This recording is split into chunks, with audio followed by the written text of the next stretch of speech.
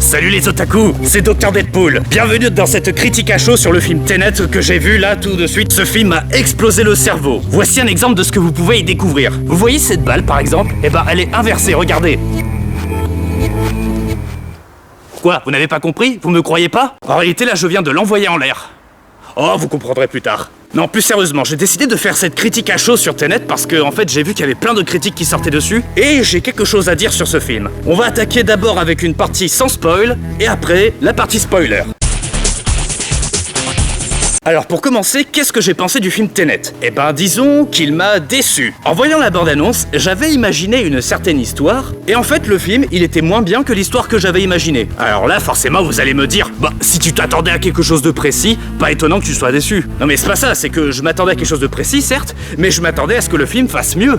Mais non, le film souffre d'un énorme problème. Il est quasiment impossible à suivre la première fois que tu le regardes, sauf si t'es un putain de génie. Alors moi, je m'y étais préparé. Avant d'aller voir le film, j'ai vu plein de critiques sur le film Tenet. Et parmi les vidéastes qui faisaient les critiques sur le film, il y en avait qui disaient que le film, si on loupait justement certains dialogues, on était complètement largué. Même si tu loupais 2 secondes, t'étais largué. Du coup, je m'étais préparé à bien tout écouter, ouvrir grand mes oreilles et à être très concentré pendant le film. Et malgré ça, j'étais quand même largué, alors que pourtant je n'ai loupé aucun détail. Parce qu'en fait, les enjeux et les raisons pour lesquelles se battent les personnages, ils sont pas clairs du tout. Il y a quasiment pas un mec qui va faire, j'ai trouvé une phrase normale pendant tout le film en fait. Ou en tout cas, si l'enjeu t'est présenté, il a aucun intérêt. C'est difficile de vous en parler sans spoiler. Les autres vidéastes qui avaient dit ça avaient totalement raison. Mais en gros, le gros problème, c'est que c'est 10 milliards de fois plus compliqué que Inception, les dialogues vont beaucoup trop vite, c'est trop dur à suivre, les enjeux ne sont pas clairs, ça manque de personnalité. Bon ça ok, les autres vidéastes ils l'ont déjà dit. Mais surtout, dans le feu de l'action, tu ne comprends pas ce sur quoi tu dois te concentrer. Ou en tout cas, si tu le vois, on te laisse pas le temps de comprendre ce qui se passe. Et surtout, quand j'avais vu la bande-annonce, voilà ce que je croyais avoir compris. Qu'apparemment, c'est l'histoire d'un agent secret qui meurt pendant une mission et qui découvre qu'on l'amène dans l'au-delà, c'est-à-dire la planète Terre, mais dont le temps est inversé. Et il va devoir résoudre quelque chose qui se situe dans le passé pour empêcher quelque chose qui se produira dans le futur. Wesh, bienvenue dans le monde inversé, gros. Désormais, tout ce que vous faites dans ce monde, ça sera inversé. Par exemple, si vous tirez une balle, elle revient dans le chargeur. Si vous faites avancer une voiture, elle va reculer. Il faudra vous habituer à faire caca à l'envers. Wow. Et en fait c'est pas du tout ça. Mais je vais y revenir dans la partie spoiler. Christopher Nolan est un réalisateur qui a beaucoup de talent. Les gens disent qu'ils adorent sa trilogie du Dark Knight, son film Interstellar. Mais moi personnellement les films que j'ai préférés de lui sont The Dark Knight, Inception et Memento. Ces 3 films-là, je trouve que ce sont les films que Christopher Nolan a le mieux maîtrisé en termes de réalisation. Et Interstellar, bien que beaucoup de gens l'adorent, moi j'ai bien aimé le film, mais personnellement j'ai pas très envie de le revoir. Alors que Dark Knight, Inception et Memento, ça c'était quelque chose de très intéressant. Même si Memento devenait un peu répétitif. Mais maintenant que j'y pense, Memento a quelque chose qui se rapproche de Tenet. Si vous voyez le film Memento, vous comprendrez de quoi je parle. Bon d'accord, spoiler, le film commence par la fin et ça finit par le début. Parce qu'on suit un personnage qui n'arrive pas à créer de nouveaux souvenirs à cause d'un problème de mémoire. Mais je vous en dis pas plus, allez voir le film, allez voir le film. Bref, Christopher Nolan, il est connu pour ne pas savoir vraiment bien réaliser des scènes d'action. Alors moi personnellement, les scènes d'action dans Inception m'ont beaucoup plu. Dans la trilogie de Dark Knight, c'est vrai qu'elles étaient assez molles les scènes d'action.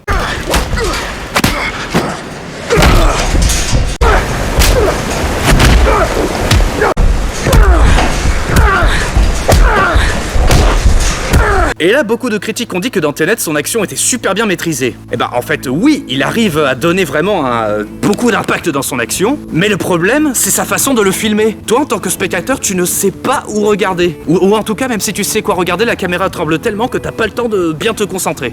En vrai, j'ai passé un bon moment au cinéma en voyant le film, mais j'étais déçu de voir que la fameuse inversion temporelle est quelque chose qui n'apparaît pas beaucoup dans le film en réalité. Alors que la bande-annonce est vraiment centrée sur ça. En fait, sur 100% du temps, l'inversion est représentée genre 15 ou 20% du temps maximum. Ce qui n'est pas beaucoup. Alors que moi, je m'attendais à en voir beaucoup, en fait. Mais en gros, conclusion, Christopher Nolan, qui est un réalisateur plutôt expert, a fait là quelque chose que je trouve bien réfléchi en termes de scénario et dont sans doute plein de choses m'ont échappé et à mon avis plein de théories qui seront évoquées dessus vont être très intéressantes à écouter. Mais le problème, c'est que dans la mise en scène, c'est indigeste. En vrai, si à l'heure où vous regardez la vidéo, le film est encore au cinéma, je ne vous conseille pas d'aller le voir. Je vous conseille plutôt de le voir en streaming pour pouvoir revenir en arrière quand vous voulez si jamais vous avez loupé un détail. C'est plus confortable. Bien, passons à la partie spoiler maintenant.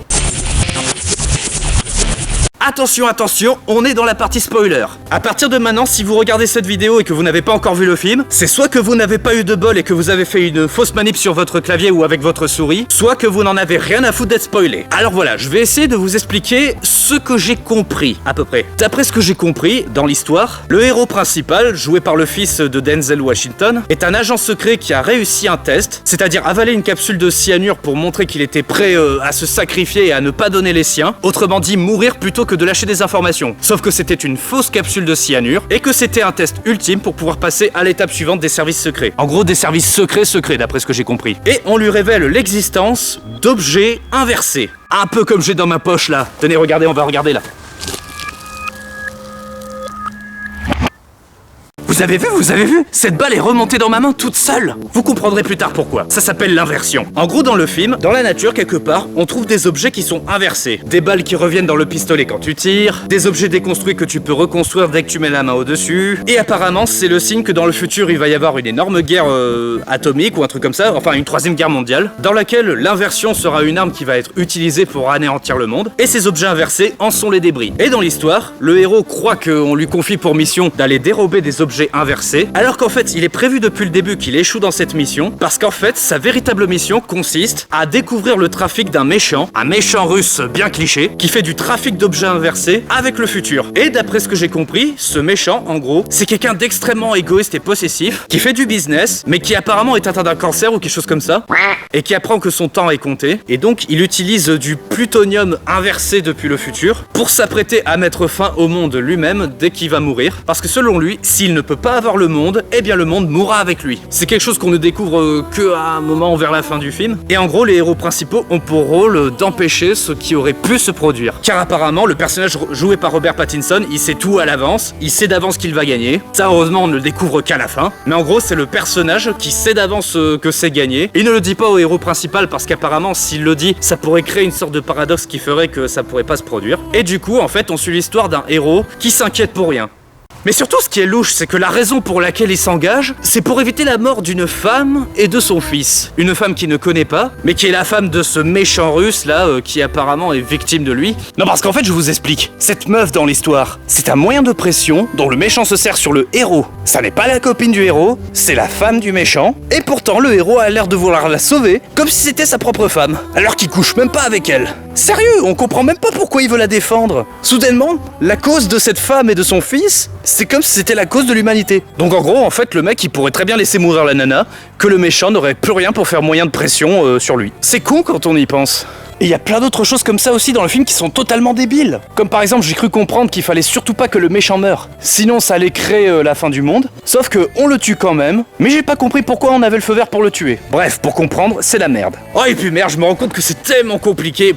Oh là là là là. J'ai du mal à vous expliquer l'histoire. En fait, je sais pas si vous avez compris ce que j'ai dit. Mais en gros, c'est tellement un bordel que ça ne vaut pas la peine d'aller le voir au cinéma. Parce que le film, c'est 70%. Non, c'est 80% de dialogue, 20% d'action. Et dans l'ensemble, tu ne vois que 15% de choses inversées. Et certains critiques avaient dit qu'au bout d'un moment, tu finis par voir venir certaines choses. Eh bien, c'est vrai! Au bout d'un moment dans le film, quand t'as compris le mécanisme, tu comprends ce qui va se produire, malgré le fait que ça soit dur de suivre les choses, ce qui fait qu'il y a certaines choses qui sont censées être des surprises, mais qui n'en sont pas. En même temps, c'est à cause de la bande-annonce. La bande-annonce nous montrait une inversion temporelle. Tout le long du film, tu t'attends à une inversion temporelle. Ce qui fait que, gros spoiler, au moment où le héros affronte un mec masqué qui est inversé, tu devines que ce mec, c'est en réalité c'était lui, mais en inversé. C'est quelque chose que tu devines. Pour ceux qui ont vu le film, je sais pas vous, mais moi j'avais deviné. Attention, hein, la scène de combat, elle est stylée, même si j'avoue qu'elle t'échappe un peu. Parce que toi, spectateur, comme tu sais qu'il s'agit d'inversion, tu essayes de deviner les actions qui sont en train de se produire à l'envers. Mais c'est chiant parce que du coup, t'es un peu largué parce que tu ne comprends pas pourquoi il arrive telle ou telle chose. Si tu frappes une personne inversée, est-ce que ça lui fait mal ou est-ce qu'au contraire elle avait eu mal avant que tu le frappes? Tout ça, ça nous fait poser des questions auxquelles le film ne répond pas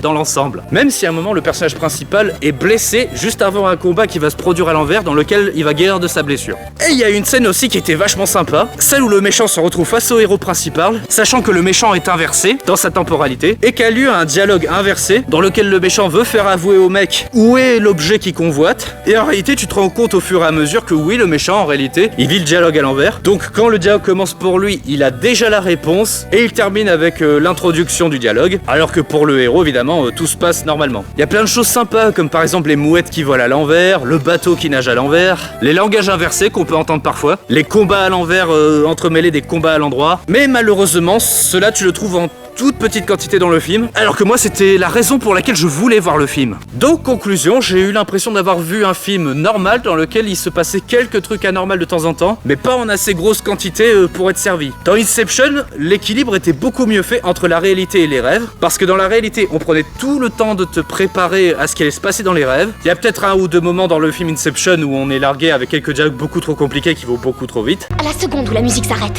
tu fais exploser l'hôpital et on s'accroche à la décharge pour retraverser les strates.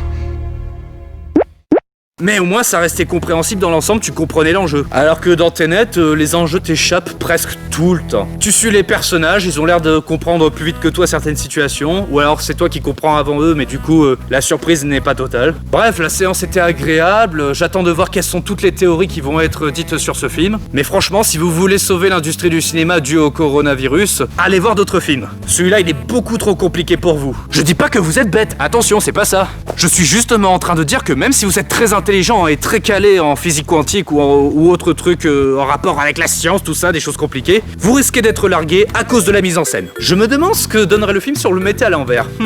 En tout cas voilà, je vous ai fait part de ma critique, j'espère que vous l'avez trouvée intéressante. C'est la première fois que je fais une critique sur un film dans les Docteurs Deadpool. Je sais pas ce que vous en avez pensé, à vous de me dire si ça vous a plu et si vous voulez que je vous donne mon avis sur d'autres films. Pas forcément des films qui sortent en salle, hein, ça peut être aussi des films qui sont déjà sortis. Quant à moi, j'ai quelque chose à faire là tout de suite, je vais créer ma propre inversion. Du coup je vous dis à très bientôt. Enfin bref, allez, testons mon inversion.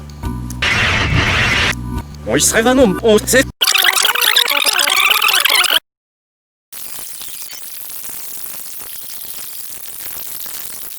Vas-y. Allez, dragon.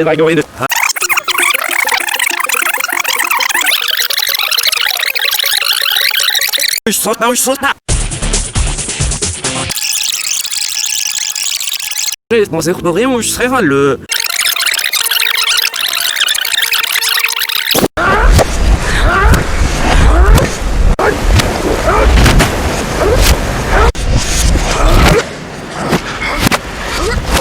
Bon, c'est le... C'est famille, justement, la Mronzach, nu et vous, je rêve avec mon misère. Ouh, tu devrais le cap aussi. Ouh, de cellules.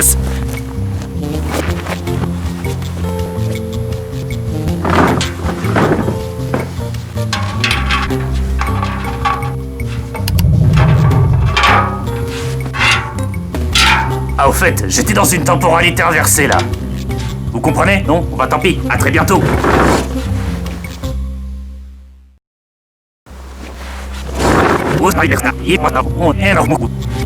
Allez,